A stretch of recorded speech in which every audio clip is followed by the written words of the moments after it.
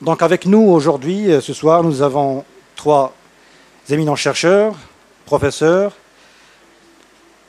Commençons par Michel Viviorca, sociologue, directeur du Centre d'analyse et d'intervention sociologique, CADIS, président de l'Association internationale de sociologie et directeur des cahiers internationaux de sociologie, diplômé de l'ESSCP, docteur en gestion, en sociologie ainsi qu'en lettres et en sciences humaines. Il a fondé Le Monde des débats. Et puis nous avons le philosophe, professeur M. Boumakhlouf Ali, qui est professeur d'université à Paris-Est, Créteil, et président du comité consultatif de déontologie et d'éthique de l'Institut de recherche pour le développement en France. Il est aussi directeur de programme au Collège international de philosophie. Ses recherches portent sur la logique, l'histoire et la philosophie de la logique. Donc je vais tout de suite céder la parole à M. Michel Viviorca. Merci. Merci, bonjour à tous. Le titre de cette rencontre, les crispations identitaires en Europe, semble nous renvoyer à l'actualité. Mais les crispations identitaires, l'Europe en a eu de tout temps. C'était un continent où en particulier les guerres de religion ont été extrêmement meurtrières. Et je voudrais partir de là. Au XVIIe siècle, n'ayez crainte, je ne vais pas faire beaucoup d'histoire, au XVIIe siècle, deux idées se sont mises en place et ont trouvé concrétisation. La première idée, je simplifie bien sûr, à chaque nation sa religion. Et la deuxième idée, nous allons organiser l'Europe, c'est-à-dire le monde dans l'esprit de ceux qui agissaient, nous allons construire le monde sur la base d'États-nations. C'est les fameux accords de Westphalie en 1648. Et dans ce paysage westphalien, disent parfois les spécialistes de sciences politiques, dans ce paysage, les identités particulières, autres que la nation et sa religion, n'auraient pas dû avoir beaucoup de place. Il fallait les dissoudre, parfois les combattre, les assimiler, les détruire, leur demander de partir, éventuellement leur dire de se limiter au folklore ou à la vie privée, ou en tout cas d'être très discrète. C'est ce qu'on pourrait appeler la première modernité. Et puis, tout a changé, et je pense qu'un bon point de départ pour réfléchir à ce qui est en jeu aujourd'hui, c'est la fin des années 60. À l'intérieur de ces États-nations européens, vous avez toutes sortes d'émergences de phénomènes identitaires. Vous avez des mouvements qu'on peut appeler régionalistes. Vous avez des mouvements à dimension beaucoup plus directement culturelle, par exemple d'homosexuels. Vous avez, dans un certain nombre de pays, à commencer par la France, la constitution d'un mouvement juif qui se réclame d'une identité visible. Et puis vous avez encore d'autres choses, par exemple les sourds-muets, qui disent « nous avons une langue, la langue des signes, et cette langue, c'est notre identité ». Certains d'entre eux, en tout cas. Et dans ces années 70, 80 qui vont s'en suivre, on va se mettre à parler de multiculturalisme, surtout dans les pays anglo-saxons, avec un certain optimisme. On ne parle pas de crispation identitaire. On parle beaucoup plus de mouvements, de conflits, de contestations que de crispation, avec un certain optimisme, même s'il y a aussi de la violence. Si vous allez au Pays Basque, à l'époque, vous avez le mouvement basque ETA qui est un acteur violent. Et puis arrivent les années 80, 90, et tout commence à changer, apparemment. Tout commence à changer pour différentes raisons, mais les phénomènes les plus visibles sont les transformations de l'immigration. Comme vous le savez, ce n'est pas ici qu'il faut l'expliquer, l'immigration était de travail, en Belgique, en Allemagne, en France, etc. Elle devient une immigration de peuplement. Les gens vont vivre et pas simplement et avoir pour horizon le pays où ils arrivent.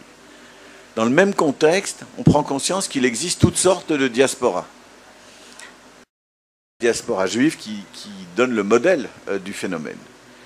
Et puis, bien entendu, on prend conscience de l'importance du racisme, des discriminations.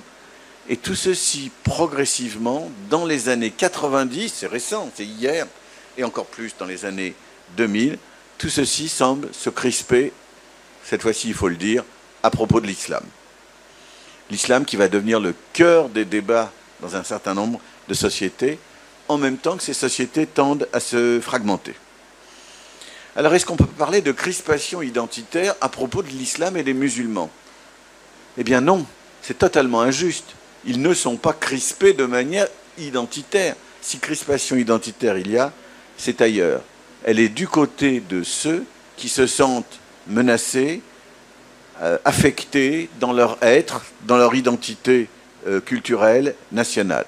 Les principales crispations identitaires en Europe depuis les années 90 sont nationalistes. Il y en a d'autres, bien sûr, mais elles sont avant tout nationalistes. Elles sont racistes, souvent, xénophobes, souvent, elles veulent une société fermée, et elles commencent à prospérer donc dans ces années 80, 90, et aujourd'hui, bien sûr. Vous me direz, mais il y a quand même eu des phénomènes qui mettent en jeu d'autres identités, rarement sur le mode de la crispation. Vous me direz, il y a eu des émeutes urbaines au Royaume-Uni, en France. Oui, ce sont des phénomènes sociaux, ce ne sont pas des phénomènes identitaires. Et il me semble qu'on peut arriver, à partir de là, à réfléchir à ces phénomènes, sans nier donc le fait qu'il y a d'autres crispations que nationalistes, regarder ces phénomènes d'affirmation d'un certain nombre d'identités, affirmations qui se durcissent dans un contexte de crise économique depuis 2007 ou 2008. Et là, je rejoindrai un peu mon voisin, même si c'est dans un tout autre vocabulaire. Ces affirmations identitaires, elles peuvent être fermées, repliées sur elles-mêmes, prendre la forme du sectarisme, prendre la forme du rejet de tout ce qui est extérieur, sous une forme paisible ou sous une forme violente, bien entendu. Mais les mêmes phénomènes peuvent aussi avoir une face ouverte, une face qui désire communiquer avec le reste de la société. Les phénomènes identitaires, quels qu'ils soient, sont toujours sous tension, ça varie de l'une à l'autre, entre des dimensions d'ouverture et des dimensions de fermeture. Les identités ont ces deux faces, et évidemment, ce qui est inquiétant, c'est que aujourd'hui, les faces les plus fermées, les plus loin des valeurs universelles qui sont liées au projet de vivre ensemble, ces faces-là semblent prendre de plus en plus d'importance. Alors, s'il me reste encore 2-3 minutes, je voudrais insister sur quelques points qu'on pourrait considérer comme des points de méthode, mais qui sont des points très importants si on veut réfléchir à la montée des identités et si on veut réfléchir, comment dirais-je, à la façon dont elles se transforment. Un premier point très important, les identités ne relèvent pas seulement de logique de reproduction ou d'héritage. C'est pas simplement mes grands-parents étaient ceci, mes ancêtres étaient cela, ma famille, etc., qui vont faire que je fais tel ou tel choix identitaire. Les identités, nous les produisons, elles se produisent, elles ne font pas que se reproduire. C'est un premier point, ce sont des phénomènes sociaux. Le deuxième point, peut-être plus étonnant, ces identités dont nous parlons, que nous avons en tête, elles sont non pas le contraire de l'individualisme, mais elles sont à l'inverse liées à l'essor de l'individualisme. Pourquoi? Tout simplement parce que lorsque une personne s'inscrit dans une identité, elle fait un choix personnel, hautement subjectif. C'est ma décision. Ce qui fait que dans les phénomènes dont Farhad Khosrow-Khavar a pu vous entretenir hier, il y a une forte dimension de conversion.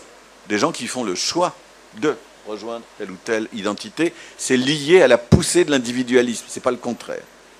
Troisième remarque, et c'est extrêmement important, si les identités sont produites et pas seulement reproduites, si elles sont liées à la montée de l'individualisme dans nos sociétés, si elles sont donc en changement, si les gens peuvent à la fois s'engager et se dégager, alors il faut bien, pour réfléchir à ces phénomènes, voir qu'ils relèvent de processus. Ce ne sont pas des choses qui apparaissent comme ça, comme par magie. Ce sont des processus, parfois rapides, parfois très lents, des processus, et je suppose, je n'étais pas là hier non plus pour écouter ce que disait Farhad Khosrow-Khavar, mais que je pense que ce sont des thèmes qui ont dû apparaître dans les débats, ce sont des processus où se joue tout à la fois de la subjectivation et de la désubjectivation. Il y a des logiques de perte de sens et des logiques de recherche ou de découverte de sens. Et donc, je crois que si nous voulons construire aux identités, il faut avoir non pas une image comme ça d'éternité, de stabilité, de choses qui se reproduisent, mais au contraire de phénomènes mouvants dans lesquels des personnes viennent se doter d'un sens qu'elles ont perdu, mais tout ceci n'étant jamais complètement achevé, tout ça se transformant beaucoup. Un quatrième point sur lequel je voudrais dire un mot, parce qu'il est souvent dans l'air du temps et qu'il est très important d'avoir les idées claires. Il faut éviter tout déterminisme technologique. On nous dit aujourd'hui souvent Internet, les réseaux sociaux, le téléphone mobile, c'est tout ça qui fabrique ces phénomènes. Alors je crois qu'il faut être très clair. Il y a dans les identités, dans leur fabrication, dans leur production, des dimensions qu'on peut appeler imaginaires ou virtuelles. Mais il y a aussi des rencontres réelles et concrètes. Il n'y a pas d'identité qui se déploie de manière stable, longue, sans de l'interconnaissance réelle, en plus de ces modes de vie virtuels ou imaginaires qui nous impressionnent tant. Enfin, et je termine là, je pense que ces identités se développent et se développent de façon d'autant plus inquiétante que nous sommes entrés dans des périodes de fragmentation. Fragmentation sociale, fragmentation culturelle, dans des périodes où, je vais le dire dans un autre vocabulaire, et je me rapproche là aussi beaucoup de ce qui a été dit, dans des périodes où les valeurs universelles, la même raison pour tout le monde, le même droit pour tout le monde, ces valeurs universelles semblent reculer, tandis que s'affirment des valeurs qu'on peut appeler particulières. Et donc je pense que les identités, lorsqu'elles ont cette face positive que j'évoquais tout à l'heure, sont tout à fait respectables, acceptables et ont tout à fait leur place nécessaire, je dirais même, dans la vie collective. Lorsque la vie collective se fragmente, lorsque l'universel est déserté, lorsque les gens qui pensent basculent dans le relativisme et lorsque les gens qui agissent basculent dans le particulier, alors c'est la face sombre des identités qui l'emporte, avec ces logiques de crispation qui nous inquiètent tant, mais dont je rappelle, parce que c'est l'essentiel de ce que j'ai voulu dire ici, qu'elles sont d'abord nationalistes, s'il s'agit de l'Europe, avant d'être le fait de tel ou tel autre groupe. Je vous remercie.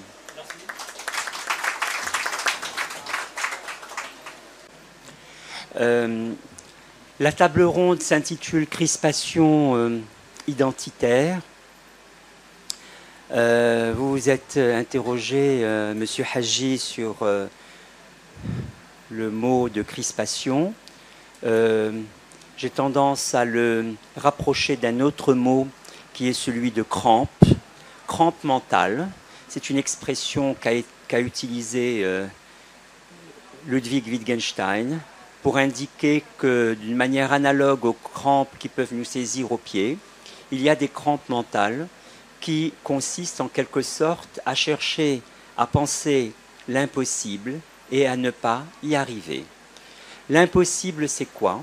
Dans les débats qui s'invitent à nous ici, l'impossible, c'est, je le formulerai sous la forme d'un paradoxe qui est celui-ci. D'un côté, on affirme des valeurs humanistes qui forment l'identité de l'humanité en tant que famille humaine. C'est le premier concept de la Déclaration universelle des droits de l'homme qui indique que l'humanité est une même famille. Cela a été affirmé au lendemain de la Seconde Guerre mondiale en 1948. Cette même famille fait l'identité de l'humanité. D'un côté, vous avez cette idée de valeurs humanistes liées à l'appartenance à une même famille qui se résume, si vous voulez, ces valeurs en un mot essentiel, la liberté. Et de l'autre côté, autre versant du paradoxe, second volet du paradoxe, c'est que on a tendance à enfermer les gens dans une identité univoque, une boîte miniaturisée de l'appartenance ethnique ou religieuse, et l'impossible commence à se profiler, et avec lui la crampe mentale, d'avoir d'un côté une échelle humaine à l'aune de laquelle on affirme une valeur d'épanouissement humain, et de l'autre côté, un enfermement, une incarcération civilisationnelle, comme aime à le répéter Amartya Sen, le grand économiste prix Nobel de 1998, l'incarcération civilisationnelle, c'est d'enfermer les gens dans des boîtes non communicables de la civilisation. Alors l'explication de ce paradoxe, c'est peut-être de partir de la manière dont des valeurs humanistes ont été détournées, confisquées, qui font que certaines régions du monde se mettent à dire « nous sommes là pour défendre nos valeurs », comme si ces valeurs n'étaient pas humaines avant tout. Au lendemain des attentats qui ont eu lieu à Paris, beaucoup ont saisi la plume pour dire que nous sommes là pour défendre nos valeurs, comme si les valeurs de fraternité, d'égalité et de liberté, devise républicaine française, mais devise des droits de l'homme et du citoyen, comme si ces valeurs-là étaient en quelque sorte confisquées, détournées, pour n'être plus symbolisantes que d'une république aux dépens ou au détriment des autres.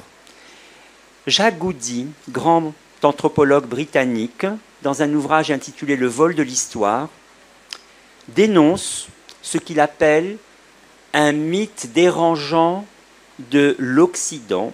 Et ce mythe dérangeant de l'Occident, c'est d'avoir détourné des valeurs partagées par les hommes dans leur ensemble, en les considérant comme des valeurs exclusivement arrimées à la civilisation judéo-chrétienne, aux dépens du monde islamique. J'ai cité ça, le travail de Jacques Goudy.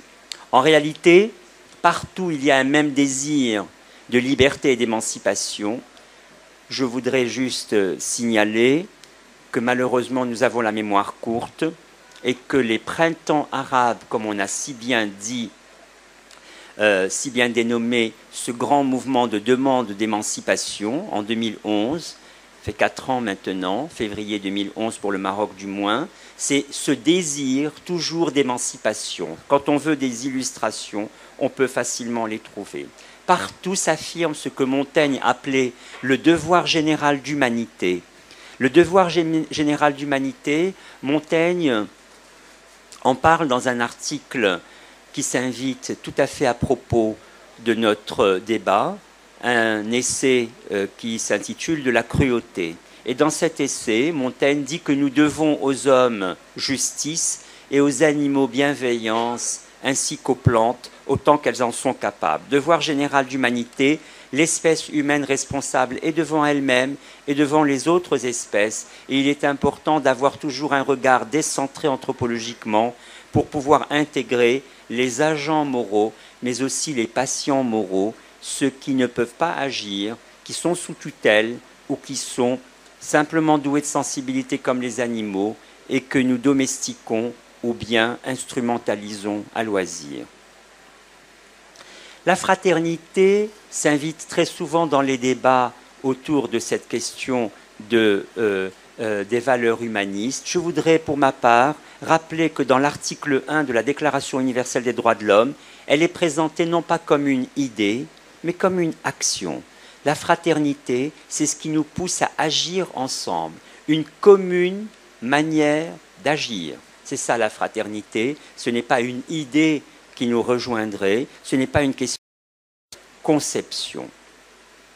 Et du coup, à partir de là, à partir d'une commune manière d'agir, eh bien vous écartez cette manière qui consiste à enfermer les gens, à les miniaturiser, comme je le disais, dans les boîtes civilisationnelles. Évitez de faire, par exemple, de l'islam un critère explicatif quand il y a des zones de non-droit. Vous savez que les leaderships islamistes ne s'affirment que quand il y a une zone clairement de non-droit. Et on ne met jamais en liaison l'absence de l'affirmation du droit avec la montée de certains régimes de terreur. Et à côté de ça, on a placé le curseur identitaire sur cette ensemble de terreurs pour pouvoir rendre compte de tout ce qui n'est pas cela, comme par exemple d'un islam qui est vécu au quotidien, et je rends hommage à M. Mohamed Tozi qui avait fait une très très belle étude marocaine intitulée l'islam au quotidien. Cet islam au quotidien qui n'est plus du tout perceptible, rendu visible, en raison de quoi? En raison de cette idée que la peur s'installe, et avec la peur, l'idée qu'il faut frapper partout parce qu'on a peur de tout. Margaret Thatcher avait en 1978 lancé cette expression épouvantable de swamped. Nous sommes envahis, dit-elle, par les gens qui viennent d'ailleurs.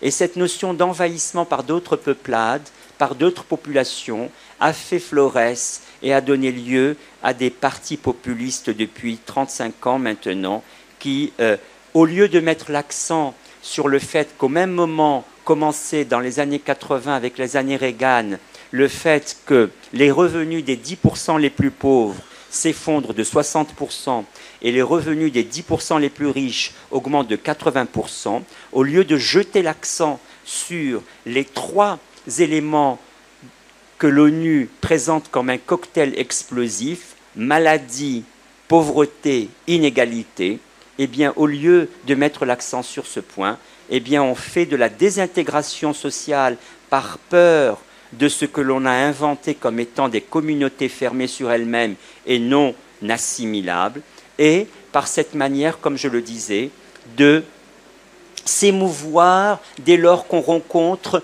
de l'humanisme ailleurs.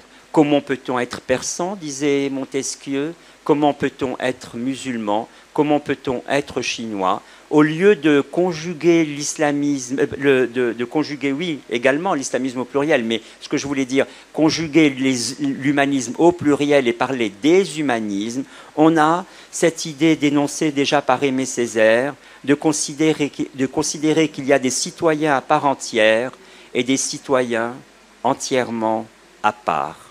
L'identité, moi je l'aime bien, j'aime bien l'exemplifier par une fable labyrinthique, un mot d'Alice au pays des merveilles.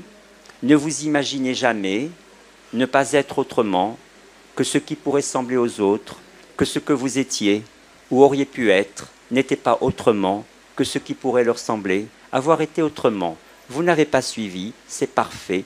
L'identité est un labyrinthe, n'essayons pas de la fixer, de l'essentialiser, de la clore. Et en arabe, at-tawhidi, à qui on avait demandé qui es-tu, la kuntu in kuntu adri kayfa kuntu wala la kuntu in kuntu adri kayfa lam akun. Shukran.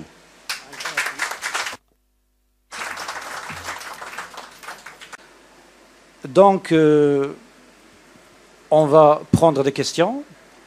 Oui, je vois déjà des doigts levés. Donc bonjour, merci pour vos interventions. Je suis très intéressée par cette question, ayant fait des recherches moi-même sur la question de l'émergence d'une identité musulmane européenne. Donc je me retrouve dans vos dires, notamment lorsque vous dites qu'on s'est enfermé dans des boîtes, l'identité est enfermée dans des boîtes, on en a fait quelque chose de figé, il y a des crispations au niveau national. Donc je pense que ces crispations nationales viennent du fait que l'on se trouve aujourd'hui dans un contexte de mondialisation, il ne faut pas l'oublier, et donc que les identités se construisent dans ce contexte-là. Et je pense, selon mes recherches, en tous les cas, que l'identité musulmane européenne, pour la majeure partie de ces musulmans européens, en fait, la mondialisation a mis en lumière la perméabilité de l'identité. D'accord ? Et donc, cette perméabilité ouvre sur un espace intérieur de deux, en fait. Donc, cette ouverture, elle ouvre sur un espace intérieur de deux qui permet à l'autre de, justement, vous parliez de rencontres réelles et non pas virtuelles, et donc de mettre en mouvement cette identité. Donc, aujourd'hui, il faut le dire, certains politiciens instrumentalisent cette mise en lumière de ces ouvertures, de cet entre-deux, cet intérieur de deux, et font paraître ces ouvertures comme des failles identitaires. Donc, les personnes prennent conscience de cet intérieur de deux, de cette rencontre avec l'autre, et on leur fait apparaître ça comme une faille. Donc non, si vous allez dans cette direction, alors vous ne faites plus partie de des nôtres, entre guillemets. Donc voilà, je voulais simplement mettre ça en lumière. Et on a souvent parlé d'entre-deux. Et on oublie que en fait, le terme entre-deux, c'était pas une erreur d'en parler, mais le terme entre-deux, sa racine latine, je voulais pas non plus rentrer dans les détails de l'étymologie, mais sa racine latine renvoie en réalité dans intérieur de deux. Donc voilà. Merci, c'était simplement ce que je voulais ajouter. Dans un livre devenu classique, c'est des années 80, sur le terrorisme, Michel Vievorka introduit un certain nombre d'idées qui me paraissent encore extrêmement pertinentes. D'abord, la notion d'anti-mouvement social. Est-ce que dans les crispations identitaires, on peut user de ce concept pour clarifier un peu la situation? Parce que dans la manière dont tu l'as introduit montre très bien que, par exemple, dans les mouvements sociaux, on peut faire une dissociation des registres, alors que dans les anti-mouvements sociaux, il y a une sorte de fusion, confusion, et un certain nombre donc de notions que tu développes et que tu conceptualises dans cet ouvrage. Et puis il y a une autre notion qui me paraît aussi tout aussi fondamentale dans ce livre et qui pourrait être appliquée, et là c'est la question que je te pose, c'est les registres de l'infrapolitique et du métapolitique. Ces mouvements, ces anti-mouvements sociaux, en un sens, ne saisissent pas le politique. Ou bien ils pêchent par défaut ou par excès. Ou bien ils sont dans l'infra, ou bien ils sont dans le supra, où il y a trop de politique dedans, où il n'y en a pas assez.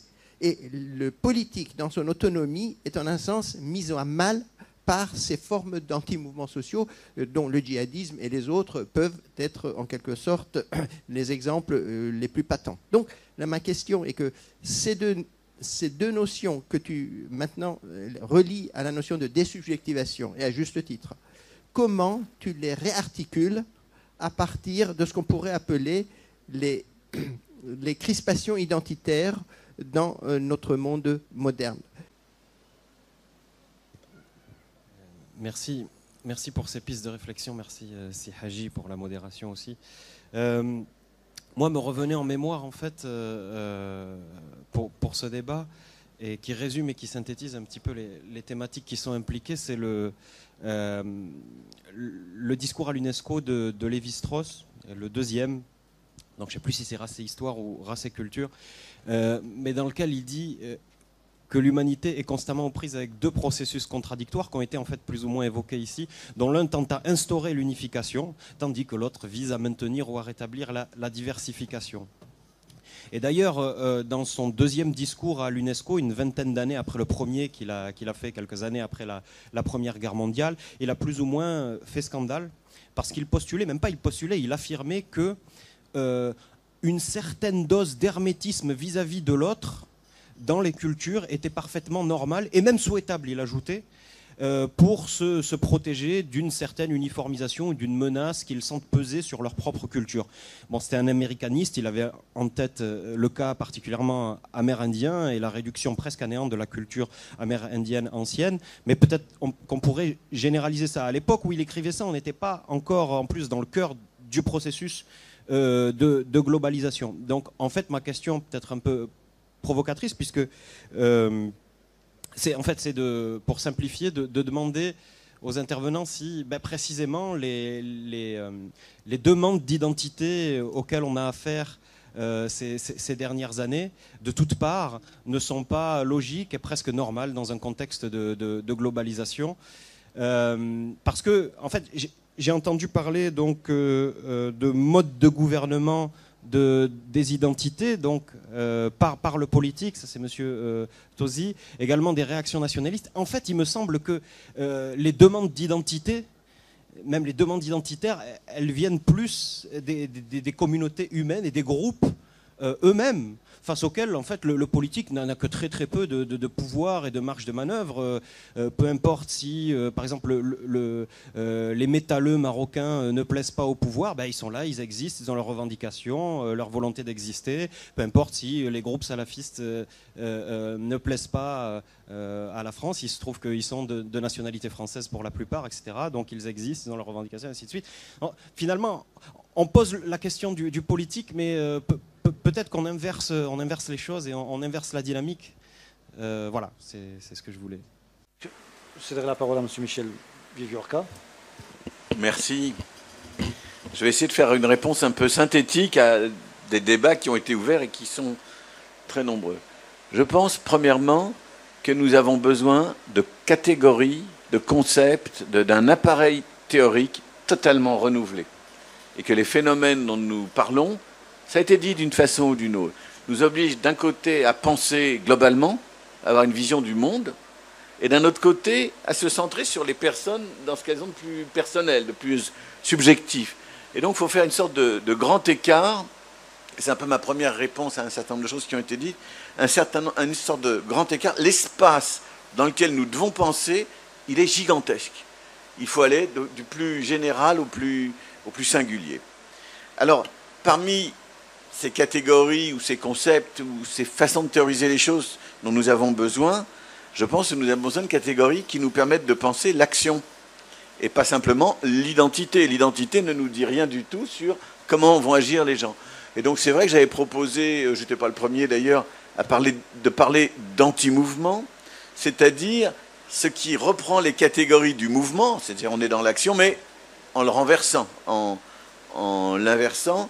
On peut en proposer d'autres. L'essentiel, c'est justement de passer de catégories qui semblent figer les choses à des catégories qui permettent de penser les relations. Deuxièmement, sur les questions de l'infrapolitique, du métapolitique, etc., je crois que c'est vraiment une autre façon de formuler les questions qui nous préoccupent, à savoir, aucun régime politique ne permet de traiter tous les problèmes qui devraient être traités par le politique. Tout le monde connaît la fameuse phrase de Churchill sur la démocratie. Bon, mais on pourrait dire la même chose des régimes autoritaires, impériaux, etc. Il n'y a pas de formule magique pour résoudre cette fameuse tension entre l'unité et la diversité. On peut le dire d'une façon ou d'une autre. Bon. Donc ça, c'est ma deuxième remarque. Et on est peut-être, dans un certain nombre de pays, dont le mien, on est peut-être dans une période un peu post-politique ou post-démocratique, où justement, on s'aperçoit qu'il y a des limites gigantesques à notre capacité à penser le politique, parce que ça déborde ou c'est pas pris en charge. Troisièmement, je vais essayer d'aller très très vite. Dans la grande crise actuelle, qui me semble-t-il est une crise de l'universalisme aussi, de notre capacité à avoir une image universelle, je pense que la montée des mémoires a quelque chose à voir avec la crise d'une de ces expressions de l'universel qui est l'histoire. Les mémoires viennent dire autre chose que l'histoire. Alors parfois l'histoire récupère ce que disent les mémoires pour en faire des connaissances sérieuses, établies, etc., mais pas toujours. Et je pense que ce qui est intéressant dans les mémoires que vous avez évoquées, monsieur, c'est qu'elles ont quelque chose à voir avec la subjectivité des acteurs qui peuvent ensuite devenir des mouvements ou des anti-mouvements. La difficulté, c'est que toutes les mémoires ne sont pas égales. Et qu'il y en a qui... Bon, il y a depuis longtemps, des historiens nous disent qu'il faut s'intéresser à l'histoire des vaincus et pas seulement à l'histoire des vainqueurs. Quand on parle de mémoire, c'est plutôt les vaincus que les vainqueurs. Et il y a des vaincus qui ont des ressources et d'autres qui n'en ont pas. Il y a des mémoires qui mettent beaucoup de temps à se transformer en capacité d'action. On a évoqué ici 1915, d'une certaine façon, Mohamed. Bon, le génocide des Arméniens en Turquie. Eh bien voilà, la mémoire arménienne, il a fallu un siècle pour qu'en France, on commémore sérieusement ce qui s'est passé en 1915. Et qu'on commence. Bon, donc il y a des mémoires qui s'imposent, plus ou moins vite, plus ou moins, et qui elles-mêmes d'ailleurs peuvent se figer. Enfin, ça pose beaucoup de problèmes. J'aurais juste terminé par un mot sur Lévi-Strauss, parce que c'est très intéressant. Enfin, le deuxième Lévi-Strauss dont vous parlez, c'est quelqu'un qui rêve d'une certaine façon d'un monde où il y aurait un village d'Indiens tous les 50 kilomètres, de temps en temps un messager qui irait d'un village à un autre, je simplifie, et un monde qui éviterait la décomposition de ce qu'il décrit dans Triste Tropique. Très bien, mais aujourd'hui notre monde n'est plus comme ça.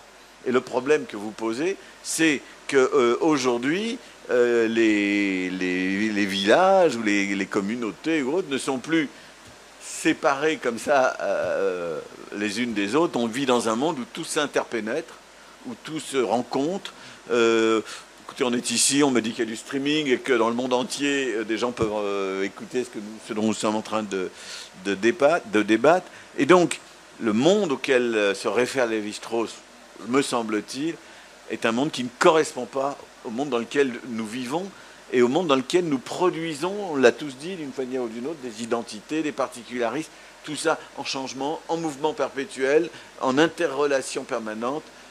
Et je conclus, parce que j'ai été un peu trop long, tout ce que je viens de dire, on pourrait le résumer un peu de la manière suivante. Nous sommes confrontés à des défis, à des problèmes énormes. Ou bien nous n'arrivons pas à transformer ces défis en débats et en relations conflictuelles, ou bien nous y arrivons. Si nous n'y arrivons pas, alors les identités meurtrières, comme dit Alouf, vont proliférer. Mais si nous arrivons à créer les conditions de la relation, donc du débat et du conflit négociable, si je peux dire, alors nous pourrons vivre ensemble. Mais sinon, nous aurons de plus en plus de difficultés, justement parce qu'on n'est pas dans ce monde lévi-straussien de petites communautés indiennes séparées les unes des autres. Merci. Vous avez parlé, madame, de l'entre-deux. J'ai plutôt tendance à utiliser l'expression en tant que marocain ou en tant que français, parce que l'entre-deux, avec le tiret, donne quelque chose qui, si vous voulez, est insaturé et ne se saisit pas. En tant que, Al-Farabi, grand philosophe du Xe siècle, disait que si on supprimait de la démarche analytique l'expression en tant que, eh bien, toute philosophie deviendrait vaine. Pour moi, qui suis par exemple binational, je ne comprendrais pas qu'on me dise que je suis franco-marocain. Dernièrement, un journaliste m'a dit « Monsieur, je vais vous présenter en tant que franco-marocain ». J'ai dit « Non, je ne suis pas franco-marocain ». En général, quand vous mettez franco-marocain, le second mot avale le premier. Et je suis entièrement français et entièrement marocain. En tant que français, je dis des choses. En tant que marocain, je dis des choses. J'espère dans ma vie les rendre le maximum cohérentes. En tant que... sur la question de la manipulation des mémoires, j'ai tendance à reprendre les analyses de Louis Dumont, qui avait dit qu'on se trompait très souvent quand on rejetait complètement la notion de valeur, parce qu'on ne sait pas mettre dans la valeur la hiérarchie. La valeur et la hiérarchie ne signifie pas l'inégalité. La hiérarchie signifie une relation d'ordre. 1 est inférieur à 2, qui est inférieur à 3. Vous avez une relation d'ordre, qui est la relation inférieure en arithmétique. Et en réalité, quand vous avez une relation d'ordre, vous pouvez avoir une hiérarchie, vous pouvez avoir une totale indivisibilité du peuple français, comme l'affirme le préambule de la Constitution française, et de manière hiérarchique, l'affirmation des... ce que l'on appellerait des communautés. Ça ne viendrait pas en conflit, ça viendrait simplement en hiérarchie. Et je crois que c'est un des éléments que l'on oublie et que moi j'aime bien mettre en avant. Pour dire aussi, quand la dernière question parle des demandes d'identité, j'ai tendance à mettre en avant plutôt l'érosion des conflits distributifs que l'érosion du conflit communautaire. C'est parce qu'il y a beaucoup de difficultés dans le conflit distributif que la fragmentation des demandes sociales augmente et les demandes sociales augmentent et elles sont de plus en plus fragmentées. Je donne un exemple très clair, très empirique. En octobre 2011, 6 mois après les événements du printemps arabe, il y avait un parterre de 700 personnes dans le théâtre de Menton. Et il y avait, avec le député maire, une rencontre sur les révoltes arabes, les insurrections arabes. il y avait quelqu'un qui, dans la salle, a dit « Monsieur », il y avait un des conseillers de l'ancien président de la République à l'époque, Guénaud, qui était dans comme ça, dans le panel, moi-même, le député maire, Antoine Sfer et Mathieu Guidère, d'autres personnes. Et donc, une personne dit « Est-ce que nous avons quelque chose à craindre du débordement de ce qui se passe dans le sud de la Méditerranée, en France ?» Et donc, ce monsieur agissait par la peur. J'ai répondu en disant les banlieues, oui, dans nos banlieues françaises, y aura-t-il une contamination de ce qui se passe dans le sud? J'ai dit, monsieur, le problème des banlieues françaises, je ne sais pas si vous avez été à Clichy, je lui parle de Clichy, c'est des problèmes de difficulté d'accès au transport, au logement, à l'école. 100 personnes se sont levées pour me dire « Taisez-vous, monsieur, c'est pas vrai ». Et le député maire a dit « Monsieur Ben Maklouf parle selon ses convictions et il faudrait parler selon la responsabilité ». Et monsieur Guénaud, qui a dit « Oui, nous avons tout à craindre du débordement », était salué comme monsieur qui parlait selon la responsabilité. Ça vous donne une idée de la manipulation politicienne, monsieur, de ce qui s'est passé à ce moment-là, avec, je reprends vos termes, on fige quelque chose, oui, on avait figé quelque chose, en reprenant cette belle distinction de Ricoeur entre éthique de la conviction et éthique de la responsabilité, en la détournant pour un combat politicien, parce qu'il fallait préparer la réélection de M. Sarkozy 6 mois après. On ne peut pas détacher les débats de ce qui se passe. Je suis tout à fait d'accord avec mon voisin qui croit au débat, mais il faut le cribler beaucoup et par moments dépasser ce moment de crispation qui fait l'unité thématique de notre rencontre. Dernier point, on a convoqué Lévi-Strauss, je suis tout à fait d'accord avec M. Vivorca pour dire qu'il y a quelque chose d'un peu obsolète dans l'analyse de Strauss, de Lévi-Strauss, d'autant plus que quand on a donné, toujours à l'UNESCO en 2005, la Convention sur la diversité culturelle, on l'a présentée pour éviter la mort accélérée des langues en Asie centrale et en Afrique.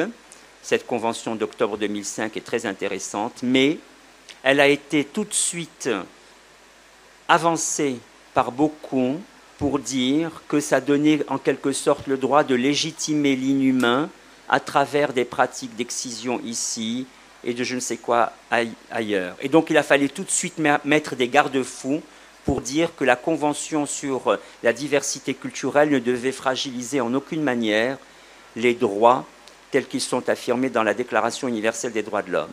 Ceci pour dire qu'effectivement la diversité culturelle, même quand elle est présentée en 2005 par l'UNESCO, elle a besoin véritablement de balises parce qu'elle donne lieu aussi à de vraies dérives.